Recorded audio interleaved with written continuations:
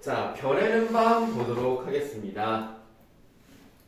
별, 해는 밤이라는 뜻은 별을 새는 밤입니다. 그래서 우리가 옛날에 요즘은 별이 안 보이니까 물론 선생님 어렸을 때 사실 별이 많이 보이진 않았어요.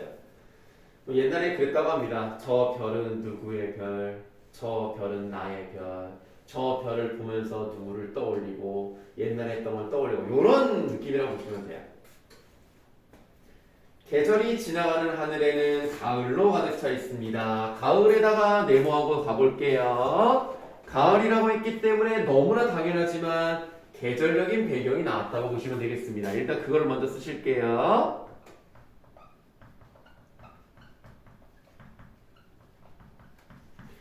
계절적인 배경을 환기한다 라고 표현을 하는 겁니다. 불러일으키는 뜻이에요. 뭐 가을이니까 뭐 말할 것도 없죠. 그런데 가을이라는 것이 어떤 계절인지를 생각을 해봐야 되겠는데요. 물론 가을은 여러 가지 이미지를 가지고 있습니다. 추석이 있기 때문에 많은 것을 수확하는 풍성한 계절이면서 낙엽이 지기 때문에 좀 쓸쓸한 감정을 불러일으킬 수도 있는 것이고, 독서의 계절이니까 책도 많이 읽어야 되고, 수학을 했으니까 살찌는 계절이기도 하는 것이고, 여러 가지 이미지가 있습니다만은 일단은 우리는 윤동주 글이라는 걸 생각을 하셔야 돼요. 윤동주 글에서 밝고 경쾌한 건 그냥 없다고 생각하셔도 돼요. 그래서 이 가을이라는 것은 일단 쓸쓸함에 정서랑 관련이 있을 것이다. 이렇게 생각하면 확률적으로 맞습니다. 시는 결국 여러분 확률 싸움이거든요. 똑같은 소재를 사용하더라도 이거를 긍정적으로 썼느냐 부정적으로 썼느냐 이런 거에 따라서는 달라질 수 있는데, 그런 것들을 어떻게 찾아낼 것인가 이런 것들을 여러분이 하셔야 되겠습니다. 무조건 쓸쓸하다라고 말할 수는 없지만 일단 윤동주라는 사람의 생각을 했을 때 그런 쓸쓸함의 정서를 불러일으킬 가능성을 한번 생각해 보는 거고요. 그 다음 윤동주라는 사람은 이제 어떤 걸 많이 하느냐. 뭐 할 말 있어요? 아니? 왜 그러죠? 뭘? 왜 날 그렇게 쳐다보지? 알겠어요? 윤동주라는 사람은 우리가 두 가지 키워드를 생각을 하시면 된다. 혹시 뭔지 아십니까? 윤동주 하면 딱 두 가지만 떠올리시면 돼요. 근성. 자기 성찰, 그리고 그 성찰로 인한 부끄러움. 두 개만 기억하시면 웬만하면 다 맞아 들어가요. 자기 성찰을 한다는 것은 자신을 돌아본다는 얘기고, 자기를 돌아봤더니 마음에 안 들어. 난 왜 이렇게 살고 있지? 보통 그래요. 그래서 이 가을은 또 별을 세면서 뭘 하겠다?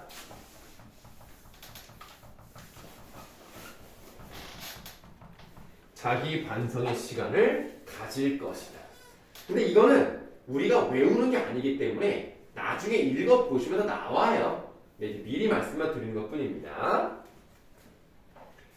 나는 아무 걱정도 없이 라고 되어 있습니다. 아무 걱정도 없이에다가 밑줄 하시고요. 걱정이나 근심이나 뭐 다른 그런 거 다 버리고 아무 걱정 없다는 얘기는 어떻게도 볼 수 있느냐.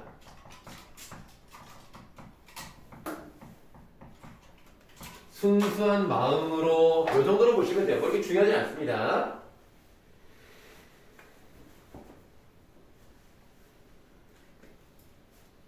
나는 아무 걱정도 없이 가을 속의 별들을 다 헤아려 볼 수 있을 것 같습니다. 이렇게 해석을 하시면 되죠. 여기 지금 별에는 밤이라는 제목이 나왔으니까 별이라는 소재는 당연히 중요하겠죠. 별에다가 동그라미를 하시고요. 이 별에 대한 필기는 할 게 좀 있긴 하지만 좀 이따가 한번 보도록 하겠습니다. 가슴 속에 하나둘 새겨지는 별을 이제 다 못 헤아려 보는 것은, 자, 이 별이 있잖아요. 별은 당연히 내 바깥에 있는 어떤 객관적인 존재는 맞지만 그 별이 가슴 속에 새겨진다라는 것은 별을 보면서 여러 가지를 떠올린다는 의미로 생각을 하시면 돼요. 그런데 무엇을 떠올리느냐 생각을 해보시면 사실 별이라는 것을 보고 미래를 떠올린다기보다는 과거의 추억, 아, 저 별을 보고 옛날에 참 저랬었는데, 옛날에 누가 이런 얘기 했었는데, 뭐 이런 걸 떠올리기 때문에 보통 이제 과거에 관련된 그런 얘기를 떠올릴 건데요. 그 별을 이제 다 못 헤아려 보는 이유가 세 가지가 나와요. 밑줄, 쉬이, 아침이 오는 까닭입니다. 그러니까 세다가 보면 몇 시간만 지나면 밝아지기 때문에 못 세는 거예요. 그래서 별건 아니고 진짜 말 그대로 현실적인 제약이 있기 때문입니다. 시간이 지나면 셀 수가 없으니까요. 해가 밝아지니까요. 그러면 오늘 못 세도 어때요? 내일 또 세면 되거든. 그러니까 거기도 밑줄 내일 밤이 남은 까닭. 요거는 마음에 어느 정도의 여유가 있었기 때문입니다. 별거 아니죠? 또 밑줄 아직 나의 청춘이 다하지 않은 까닭. 그러니까 나는 젊으니까 앞으로도 셀 날이 많거든요. 그래서 여기는 미래에 대한 희망 이렇게 보시면 되죠. 사실은 여기는 그렇게 중요하진 않습니다. 자, 그럼 우리가 3면까지 읽어봤어요. 지금 여러분들이 필기하고 계시는 그 펜 말고 다른 색깔이나 형광펜이나 색연필 등을 이용해서 세 번째 연과 네 번째 연 사이를 줄을 쭉 그셔서 하나의 세트를 만들어 보겠습니다. 그러면 지금 3면까지는 현재 자기가 무엇을 하고 있는지, 밤하늘의 별을 보면서 어떤 여러 가지 생각을 하고 있는지 이런 것들이 나와 있기 때문에 여기까지가 뭐에 해당이 되느냐? 현재에 해당이 돼요. 그러면 선생님이 이렇게 세트를 나눴다는 얘기는 현재가 나왔다? 그럼 이제 뭐가 나올 수 있어? 과거가 나올 수 있거나 미래가 나올 수 있겠죠. 그런 식으로 간다는 얘기예요. 자, 그럼 이제 두 번째 세트로 가보도록 하겠습니다. 4연입니다. 별 하나의 추억과 별 하나의 사랑과 별 하나의 쓸쓸함과 별 하나의 동경과 별 하나의 시와 별 하나의 어머니 이랬단 말이에요. 자, 오른쪽 여백이 많잖아요. 워낙 짧다 보니까. 그러면 어떻게 생각하시냐면 별을 보면서 아, 옛날에 좋았었는데 별을 보면서 쓸쓸하다. 별을 보면서 아, 난 이렇게 살아야지. 이런 것들을 하나하나 연결을 시키는 거죠. 그래서 그 오른쪽 여백이 많으니까요. 쓰시면 돼요. 별 하나하나에 그리움의 대상을 연결을 시킵니다. 그러면 이거 열거를 했으니까 열거법 사용됐고요. 그러다 보니까 유사한 문장 구조가 나오면서 운율을 형성하는 것을 확인해 볼 수가 있겠죠. 뭐 어려운 게 없어요. 아직까지는 내가 볼 때는 그냥 눈에 보이는 것만 잘 따라가면 되는 겁니다. 그러면 지금 이 사람이 저거를 보면서 과거를 떠올리고 이거를 보면서 과거를 떠올리고 이런 거를 봤더니 이제 우리가 앞에서 이연에 별에다가 동그라미 쳤단 말이에요. 여기다가 이제 필기를 한번 해보도록 하겠습니다. 이게 회상과 그리움의 매개체 같은 역할을 하는 거죠.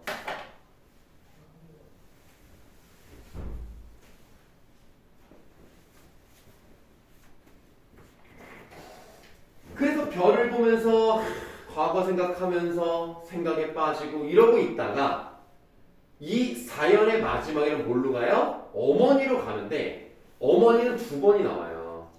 아무래도 어머니는 큰 그리움의 대상인 것 같습니다. 그러더니 사연은 짧잖아요. 뭐 글자가 어떤 행은 뭐 별 하나의 시와라고 6글자밖에 안 돼요. 한 행을 이루고 있는데 그 다음엔 어때요? 쭉 쓰죠.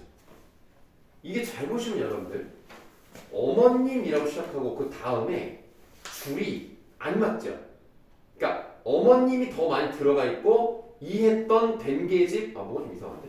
이했던 된 계집 자 노르프 이렇게 왼쪽으로 왔다는 거는 뭐예요? 지금 우리가 눈에 보이는 네 줄이 하나의 행이라는 얘기입니다. 한 행을 굉장히 길게 쓴 거예요. 근데 이제 편집상 늘 수가 없으니까 다음으로 이제 줄을 바꾼 것 뿐이지 행은 하나입니다. 그래서 어머니가 떠올리면서 그때부터 머릿속에 그 과거의 모든 기억들이 쫙 지나가다. 근데 그 뭐라 그러지? 그거 죽기 전에 모처럼 지나갔다. 내 인생이 모처럼 지나갔다. 주마등처럼 지나갔다는 것처럼 쫙 지나가니까 내가 그만큼 그리움이 큰 거야. 아 이거 아 그랬었는데 아 너무 그립다 너무 보고 싶다 이런 느낌이 쫙 나와서 산문시 같은 느낌으로 딱 갑니다. 어머님, 자, 어머님에다 메모.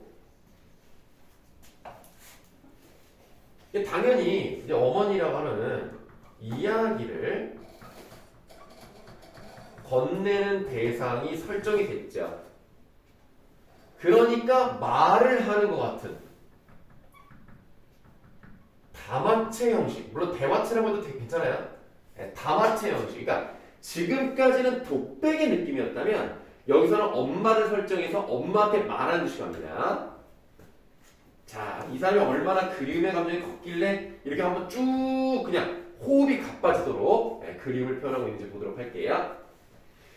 어머님, 나는 별 하나의 아름다운 말 한마디씩 불러봅니다.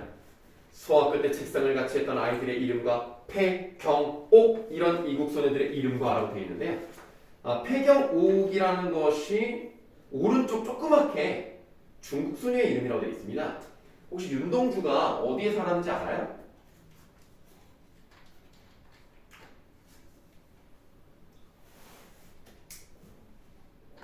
간도라고 알아? 간도? 압록강 넘어서 거기 살았어요. 그러니까 중국 놈들이 윤동주가 자기네 사람이라고 우기는 이유가 거기 살았거든.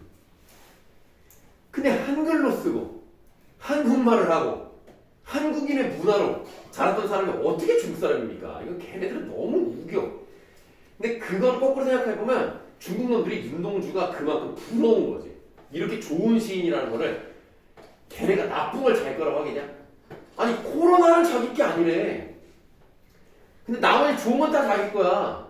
웃기죠. 심지어는 내가 야 이탈리아에서 시작된 피자가 중국에서 나왔다고 뭐 웃긴다니까 막. 피라미드가 뭐 중국에서 만든 거 말도 안 되는 소리라고. 어쨌든 그래서 어머님, 나는 별 하나의 아름다운 말 한마디씩 불러봅니다. 수업 끝에 책상을 같이 했던 아이들의 이름과 폐경, 옥 이런 이국 소년들의 이름과 벌써 애기 어머니들 계집애들의 이름과 가난한 이웃 사람들의 이름과 비둘기, 강아지, 토끼, 노새, 노루. 윤동주 시를 잘 보시면은 자연물이 많이 나와요. 이 시도 별부터 시작을 해서 이런 예쁜 강아지, 예쁜 토끼 이렇게 자연물이 많이 나와서 자연물을 사랑하는 시인이라는 별명도 있습니다. 프란시스 잠, 라이너 마리아 릴케 뭐 안 중요합니다. 이 두 사람은 시인의 이름인데요. 이런 시인의 이름을 불러봅니다 라고 되어 있단 말이에요. 아까 말씀드렸습니다만 사연은요 느리게 읽을 수밖에 없어요. 별 하나의 추억과 끊어야죠. 별 하나의 사랑과 별 하나의 쓸쓸함과 이렇게 끊어서 읽는다는 것은 어떤 느낌을 주냐면 별 보고 별 보고 이런 느낌이라면 여기는 쫙 나가죠. 그래서 여기 그 사연 뭐 아래든 오른쪽이든 여백에다 쓰시면 돼요. 빠른 호흡이 느껴지는 산문시 형태로 바뀌어요. 그럼 당연히 운율의 변화를 주었다라고 말할 수 있겠죠. 그래서 이 부분에서 시험 문제 보기로 이 시에서 뭐 5연에서 뭐 호흡의 변화, 뭐 운율의 변화가 일어나는 부분을 통해 뭐 그림의 감정을 나타내었다 하면 맞는 겁니다. 그래서 아까 4연에서는 그냥 뭐 추억, 동경, 뭐 쓸쓸함 이렇게 나왔다면 이거는 좀 구체적으로 그 4연에서 표현된 그림의 대상을 구체화하고 있다는 걸 알 수 있죠.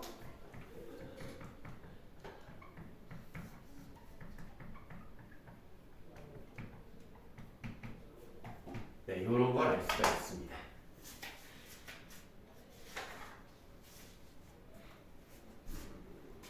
그런 그리움의 대상이 상당히 많아요. 상당히 많은데 다음 쪽으로 가세요.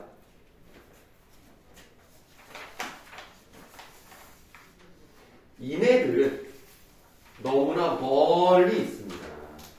내가 그리워하고 시간적이든 공간적이든 가까이 두고 싶은 이런 친숙한 존재들이 이제는 멀어요. 가까이 갈 수도 그 시간으로 갈 수도 없죠. 멀리에다가 괄호 하시겠습니다. 마치 별이 아슬이 멀듯이. 그러니까 별은 볼 수는 있지만 갈 수는 없잖아요. 그런 것처럼 내 추억 속의 인물들, 대상들은 멀리 있어요. 갈 수가 없죠. 그러니까 그리움은 해결되지 않습니다. 어머님, 그리고 당신은 멀리 북간도에 계십니다. 간도 중에서도 북쪽이에요. 멀리에다 괄호하세요. 멀리가 2번 나왔죠. 그리운 존재와의 거리감이 나타나 있다는 거 어렵지 않게 알 수가 있을 겁니다. 그렇다면 아무래도 과거를 추억하고 과거를 그리워한다는 것은 거꾸로 잡으면 뭔지 알아? 왜 사람들이 과거를 자꾸 떠올리는지 알아? 현재가 힘들 때 그래요. 너무 현재가 즐겁잖아. 과거 생각도 안 한다? 근데 지금 힘들잖아. 아, 옛날에 좋았었는데. 이런 생각을 하는 거야. 그래서 이 멀리라는 말을 통해서 우리는 또 뭘 할 수 있냐면 현실의 시련을 더욱 가혹하게 해요. 내가 그리워하는 존재, 뭐 보고 싶은 사람이 있는데 금방 만날 수 있다? 그러면 좀 누그러질 수 있잖아, 시련이. 근데 그렇지 않아. 힘들어. 자, 지금까지는 전부 다 과거에 대한 생각을 떠올리는 내용이었기 때문에 지금 우리가 읽은 게 6연이거든요. 아, 7연까지 읽었죠. 그 어머님 그리고 당신은 거기가 7연이니까 거기도 줄을 쭉 거서 2번째 세트를 만드시면 되겠고요. 여기는 과거에 대한 이야기를 하는 부분이었기 때문에 여백에다가 과거라고 쓰시면 되겠습니다.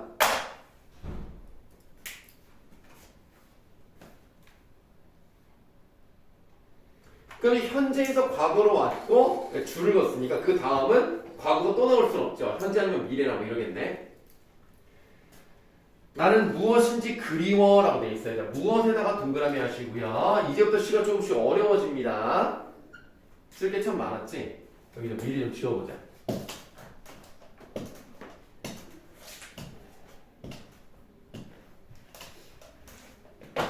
나는 무엇인지 그리워 이 많은 별빛이 내는 언덕 위에 라고 되어 있는데요. 무엇이 무엇인지는 나오지 않아요. 그러나 무엇인가가 그립다는 얘기는 그 그림의 대상이 나쁜 거일 수는 없어. 어떻게 내가 기억하고 싶지 않은 게 추억일 수는 없잖아. 그리울 수는 없잖아. 그렇기 때문에 무엇이라는 것은 정확히 뭔지 모르겠지만 예를 들면 이 사람이 꿈꾸는 이상적 가치라던가 어떤 순수한 의미를 갖는 어떤 것들이겠지. 그래서 그런 무엇인지 그리워서 이 많은 별빛이 내리는 언덕 위에 이제 중요한 게 나왔어. 내 이름자 박스에 여시고 내 이름자를 써보고 흙으로 덮어버렸습니다. 닫아보세요. 이름을 썼고요. 내가 봤죠. 이게 뭐 하는 거예요 지금? 자기 이름 쓰고 보는 게? 뭐 하는 거지? 이름은 여러분들을 나타내주는 중요한 수단이잖아요. 그 이름은 곧 나와 같은 거 아닙니까? 그 이름을 내가 봤다니까 뭐 하는 거지? 자기 성찰을 한 거예요. 그걸 이렇게 표현한 거예요. 그래서 윤동주의 다른 시를 보면 여러분들은 아마 안 배웠을 거야. 자화상이라는 시가 있어요. 그 자화상을 보면 뭐를 보느냐? 우물을 봅니다. 그 우물 속에 비친 내가 보이겠죠. 또 참회록이라는 시를 보면 청동거울이 나와요. 부리거울을 막 닦아요. 자기를 비춰봐요. 그게 다 자아성찰입니다. 그래서 윤동주는 좀 나쁘게 말하면 그냥 자기 목재. 맨날 내용이 똑같아. 그래서 이름자를 써보고 흙으로 덮어버렸습니다 하고 닫았잖아요. 자기 성찰을 했는데 안 돼, 못 보겠어. 덮어버렸어. 그럼 뭐야? 부끄러움을 느낀다는 얘기죠. 그래서 일제강점기잖아. 부정적 현실 속에서 왜 부끄럽겠어? 그냥 그렇게 힘없이 살아가고 있으니까. 무기력하게 살아가는 모습을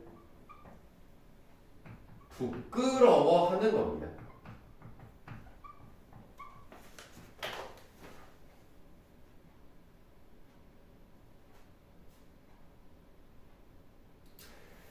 부끄러워하긴 하는데 부끄럽게만 끝나진 않아요.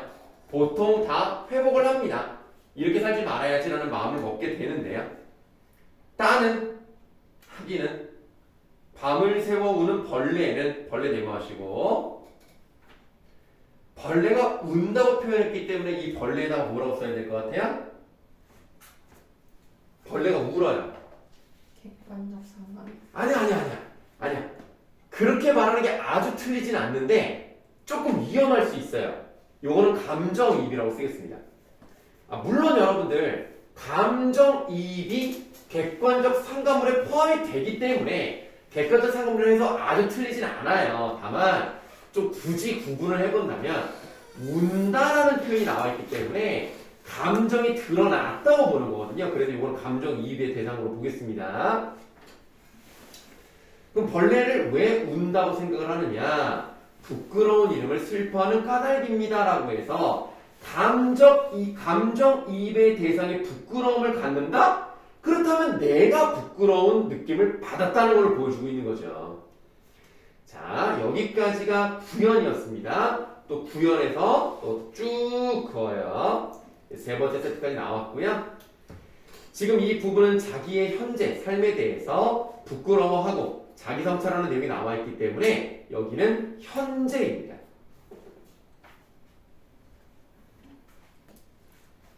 자, 지금 과거, 현재 이렇게 지금 왔다 갔다 했고요. 이제 마지막 연을 보시는데 마지막 연에 좀 표시할 게 많아요.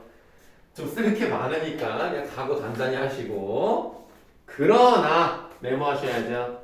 그러나에다가 우리는 뭐라고 쓰면 될 것 같습니까? 여기서부터 어떻게 되죠? 그러다 나왔다는 것은 위의 내용이 뒤집어진다는 얘기죠. 시상 전환이 일어나는 부분이라는 거. 시에서 그러나 그런데가 나오면 그렇게 생각을 하시면 되겠습니다. 뒤집어진다. 시의 흐름이 바뀐다. 그걸 시상의 전환이라고 하는 거고요. 겨울이라는 말이 나왔어요. 겨울이 지나고 나의 별에도 봄이 오면 이라고 되어 있어요. 그러면 느낌이 딱 옵니다. 겨울이 지나고 봄이 온다? 겨울은 세모, 봄은 동그라미. 겨울은 일반적으로 암울한 현실을 의미할 수 있어요. 근데 언제나 겨울을 나쁘게만 보세요 라고 말씀드리진 않을 겁니다. 그러나 겨울이 나왔고 봄이 온다고 했기 때문에 봄이 나쁘게 나오는 적은 없어요. 그럼 이 좋은 시간을 가기 위해서는 이 부정적인 시간이 지나거나 회복되거나 이런 내용이 나와야 되기 때문에 얘가 암울한 현실이라고 보는 것이고 이 봄은 시대적인 느낌으로 봤을 때 뭐에 해당될 수 있어요? 조국의 광복으로도 볼 수 있겠죠. 그럼 조국의 광복을 봄이라고 얘기한다면 나의 별에다가 동기를 하시고 그럼 요 나의 별이 뭐겠어요? 조국이 될 수도 있는 거겠죠. 그렇게 암울한 현실이 끝나고 조국의 광복이 오게 된다면 무덤 위에 파란 잔디가 피어나듯이 라고 되어 있습니다. 무덤은 죽어있는 것을 대표한단 말이에요. 그래서 무덤에 세모를 하는 거예요.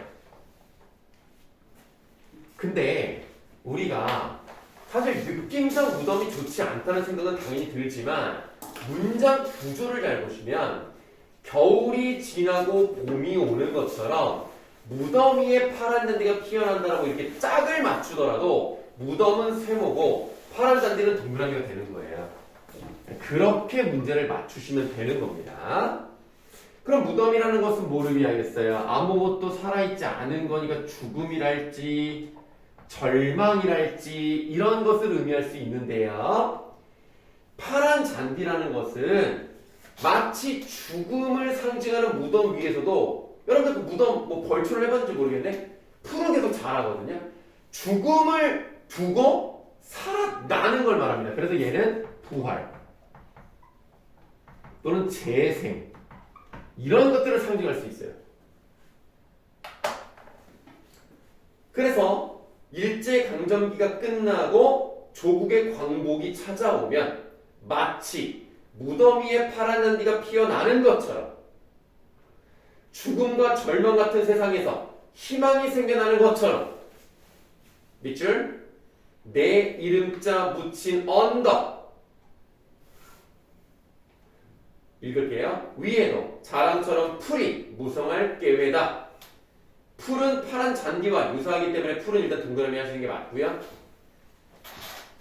그럼 결국 내가 죽은 위에, 그러니까 내가 죽은 언덕 위에 풀이 자랄 것이다 라는 얘기는 자신의 죽음을 암시하는 거예요.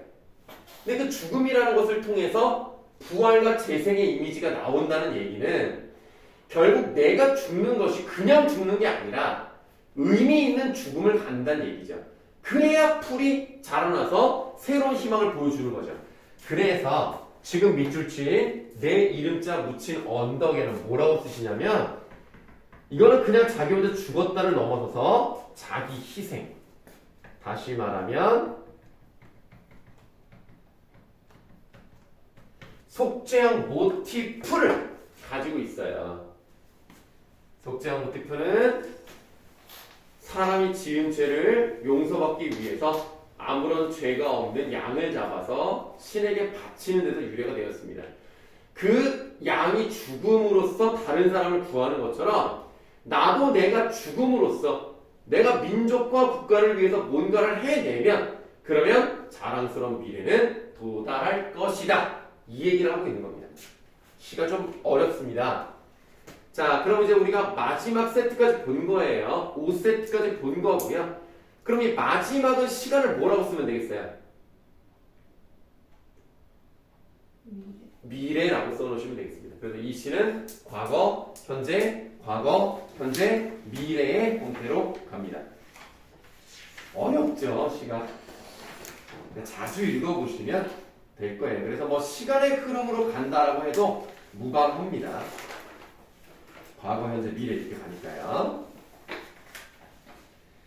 네, 이렇게 좀 어려운 시 하나를 해봤습니다. 아유, 그냥 여러분들이 뭐 달리기를 한 건 아니지만 숨이 차시죠? 네. 뭐 안 차면 말고요. 나 혼자 열심히 해서 나 혼자 숨이 차는 것 같아요. 아, 배고프다. 중일이 밥 먹고 왔니? 네. 밥 먹다가 늦었구나. 아 너무 졸려요. 아니, 밥 먹다가 늦었구나를 또 졸리다는 얘기를 해. 그건 딴 얘기잖아, 그건.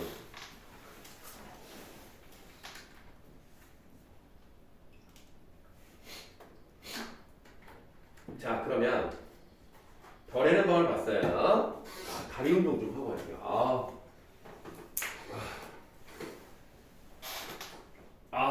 하루하루가 다르다. 어우, 힘들어. 어제 다리가 너무 아파가지고. 그리고 왜 나 자꾸 마이크 쓰는 거 까먹지? 야, 오늘 다리가 너무 아픈 거야. 다리가 없어지는 줄 알았어.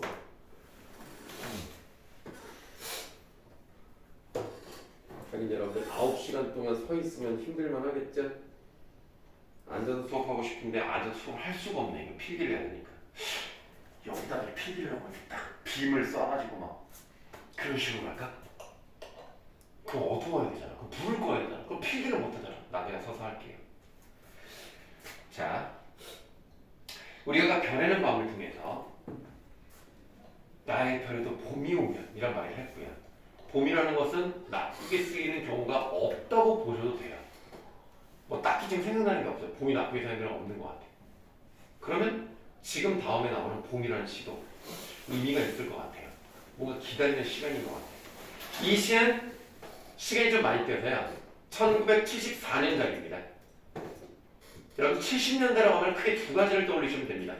정치적으로는 어떤 시절이죠? 독재자. 네, 독재입니다. 경제적으로는요? 산업화죠. 70년대는 두 가지 키워드가 제일 중요합니다. 자, 얘는 과연 정치적인 이야기일까? 경제적인 이야기일까 한번 보도록 하겠습니다. 이성구라는 사람의 시는 여러분들 앞으로 많이 보실 겁니다. 기다리지 않아도 오고 라고 되어 있어요. 자, 기다리지 앞에다가 꼭 세우시겠습니다. 봄이라는 거는요, 기다리지 않아도 와요. 그쵸? 심지어 밑줄 기다림마저 잃었을 때, 기다림이라는 것은 현재 상황이 좋지 않기 때문에 기다리는 거라고 보시면 돼요. 뭐 단순하게 생각을 했을 때 약속 장소에 나갔는데 시간이 지나도 안 와. 그럼 기다리죠. 빨리 이 상황이 끝나야 뭐 즐거운 시간을 가질 텐데 안 돼. 근데 기다림이라는 것도 반대로 생각하면 뭐예요? 좋은 세상이라던가 좋은 시간이 올 것을 기다린다는 것은 희망을 갖는다는 얘기지. 근데 기다림마저 잃었다? 결국 뭐야? 희망마저 잃어버린 거야. 희망을 잃은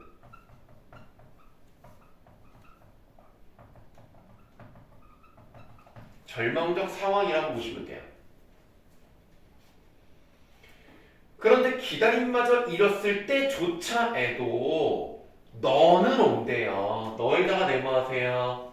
그럼 여기서 너는 누굴까요?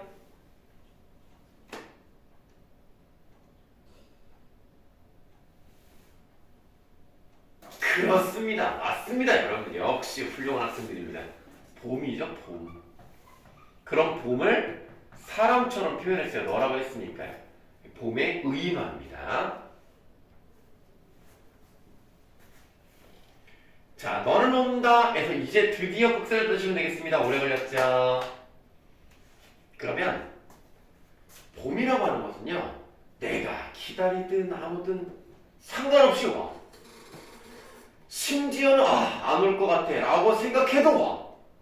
그래서 이 꺽쇠친 부분에 대한 필기, 봄이 오는 것에 대한, 자, 마땅히 그럴 수밖에 없다라는 성질, 그거를 당위성이라고 해요.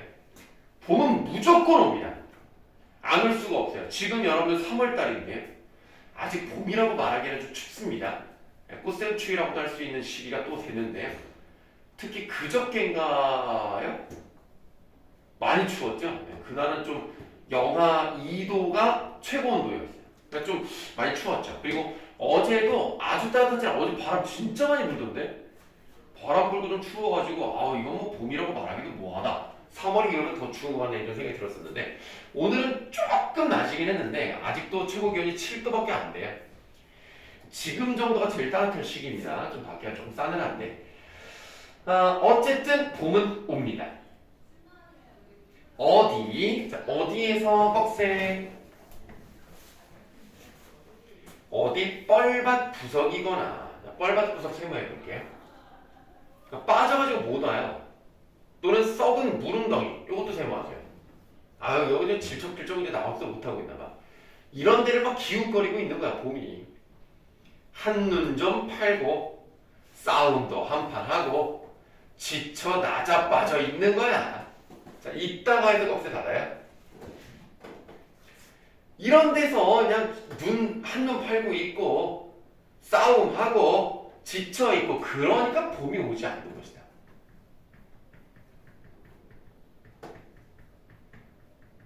네, 별거 아니죠? 이렇게 봄이 늦게 오니까, 그러니까 오기는 오는데 너무 늦게 오다 보니까 다급한 사연 듣고 달려간 바람이라고 돼 있죠? 바람에다가 네모할게요. 지금 상황이 좋지가 않았나 봐. 다급하게 막 어떤 얘기를 듣고, 야 그럼 안 되겠다, 그럼 봄이 빨리 와야 되겠다, 막 급하게 달려가는 거란 말이야.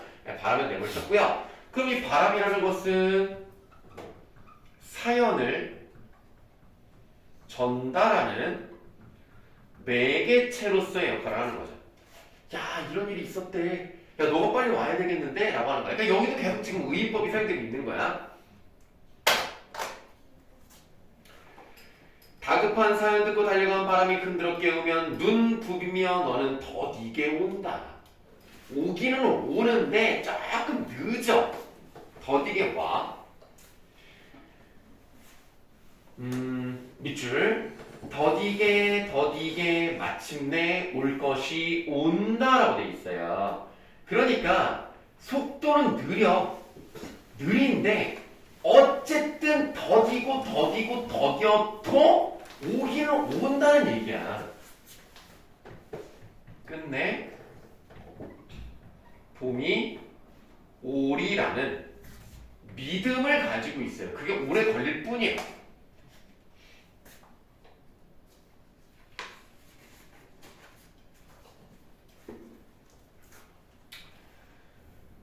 너를 보면 눈부셔 일어나 맞이할 수가 없다. 너무너무 눈부시다는 얘기는 너무너무 감격스러우니까 그러니까 맞이할 수가 없을 정도예요. 입을 열어 외치지만 소리는 굳어 나는 아무것도 미리 알릴 수가 없다. 가까스로 두 팔을 벌려 껴안아 보는 너. 이 밑줄 아세요? 너 먼 데서 이기고 돌아온 사람아 라고 되어 있는데 무엇을 이겼는지에 대한 목적어가 빠져있기 때문에 시련을 이기고 돌아왔다 정도로 생각하시면 되겠고요. 그래서 필기를 한번 해보도록 하겠습니다.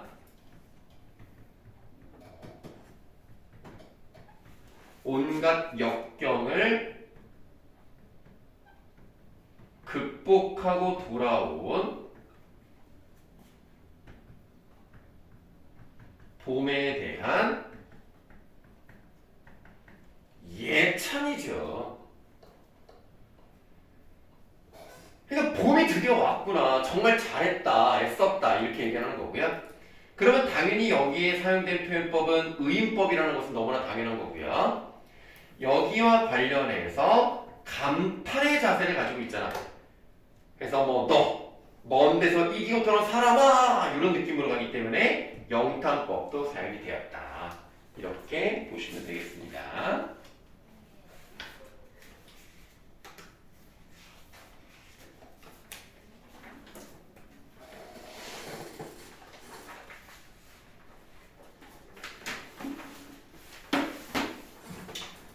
네, 뭐 좀 열심히 수업을 좀 나가고 있습니다.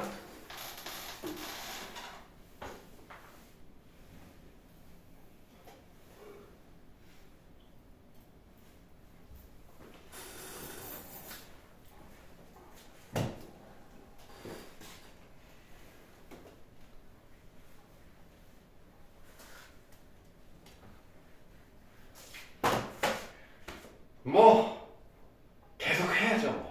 뭐 어쩌겠어요. 자, 뭐 지금 시간이 1교시가 많이 되긴 했습니다만 뭐 벌써 끊긴 좀 그렇고요. 일단은 사과를 먹으면을 좀 하다가 쉬는 시간을 드리고 그 다음에 사과를 먹으면을 끊고 있다가 그러니까 사과 먹으면을 끝나면 이제 독서 질문을 좀 하고 다시 문학으로 돌아올게요. 이거는 뭐 대단한 시가 아니기 때문에 뭐 많이 쓸 건 없습니다. 일단 이 시의 특징을 한번 보시면 사과를 먹으며 라고 되어 있는데요. 전체적으로 24줄이에요. 24줄인데 3줄 빼고는 나머지가 다 어때요? 다 사과로 시작합니다. 사과를 먹는다, 사과나무 일부를 먹는다, 사과꽃 사과 이런단 말이죠. 그래서 이 시인이 의도한 게 뭔지를 써볼게요. 요거는 뭐 그냥 맨 위에다 쓰셔도 될 것 같습니다. 뭐 여백 아무 데나 쓰시면 되겠는데 시행 첫 머리에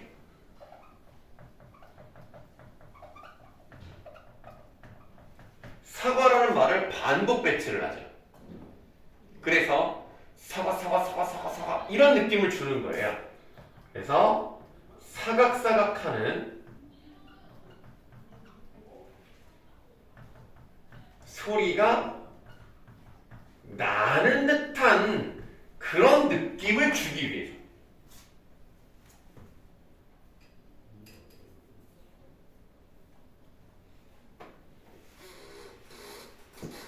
그리고 전체적인 내용이 조금씩 다르긴 하지만 결국은 사과를 먹는다는 문장 구조는 계속 반복이 되는 거예요. 요것도 한번 써볼게요.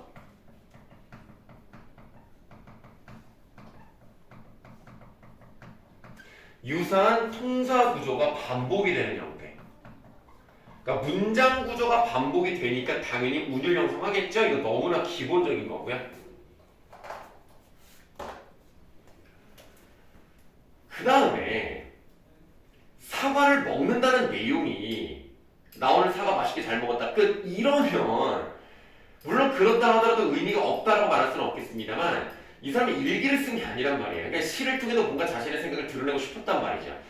그렇다면 사과를 먹는다는 아주 기본적이고 그냥 일상적인 그런 생활을 통해서 뭔가를 발견을 했기 때문에 이런 시를 썼다라고 생각하시면 되겠는데 이것도 써보도록 하겠습니다. 일상적